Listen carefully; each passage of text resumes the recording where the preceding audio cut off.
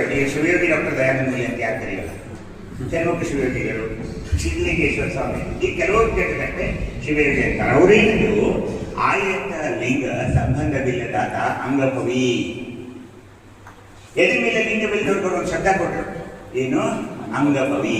ಹಾಗೇನೆ ಸ್ವಾಯತ್ತ ಲಿಂಗ ಸಂಬಂಧವಿಲ್ಲದಾದ ಮನಭವಿ, ಸನ್ನಿಹಿತ ಲಿಂಗವ ಸಂಬಂಧವಿಲ್ಲದಾದ ಆತ್ಮಭವಿ.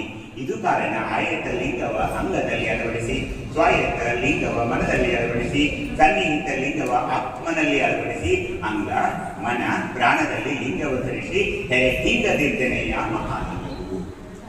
ಅದಕ್ಕೆ ಆಯತ ಲಿಂಗ ಸಂಬಂಧವಿಲ್ಲದಾದ ಅಂಗಭವಿ ಅಂದ್ರೆ ಇಷ್ಟಲಿಂಗ. ನಿಮ್ಮಲ್ಲಿ ಇಷ್ಟಲಿಂಗ ಅಂದ್ರೆ ಮುಂದಿನ ಯಾವ ಲಿಂಗಗಳು ಬರಲ್ಲ. ಅದಕ್ಕೆ ಇಷ್ಟಲಿಂಗವನ್ನ ತಗೊಂಡೆ ನಾವು ಮಾತಾಡ್ಬೇಕಾಗುತ್ತೆ.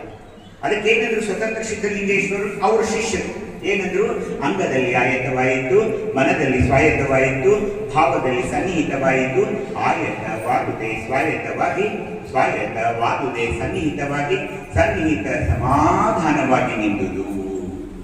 ಅಂದ್ರೆ ಏನ್ ಹೇಳ್ಬೇಕಾಗಿದೆ, ಆ ಪರವಸ್ತು ಅಂದ್ರೆ ಪರಮಾತ್ಮ, ಆತನೇ ಅಂಗದಲ್ಲಿ ಆಯತವಾಗಿ ಇಷ್ಟಲಿಂಗವಾಯಿತು, ಮನದಲ್ಲಿ ಸ್ವಾಯತ್ತವಾಗಿ ಪ್ರಾಣಲಿಂಗವಾಯಿತು, ಭಾವದಲ್ಲಿ ಸನ್ನಿಹಿತವಾಗಿ ಭಾವಲಿಂಗವಾಯಿತು.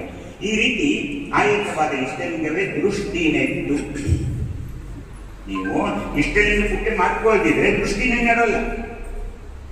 ದಿನಾಲು ಇಷ್ಟಿನ ಪೂಜೆ ಮಾಡಬೇಕು, ನಿರೀಕ್ಷೆ ಮಾಡಬೇಕು, ನೋಟ ಕೂಟ ಮಾತಾಡ್ತೇನೆಲ್ಲ ದಿನಾಲು ನೋಡ್ತಾ ನೋಡ್ತಾ ನೋಡ್ತಾ ಅದು ನಮ್ಮ ಮನವನ್ನು ಆವರಿಸಿ ಅಲ್ಲಿ ಪ್ರಾಣಲಿಂಗ ಆಗ್ತಾ ಇದೆ.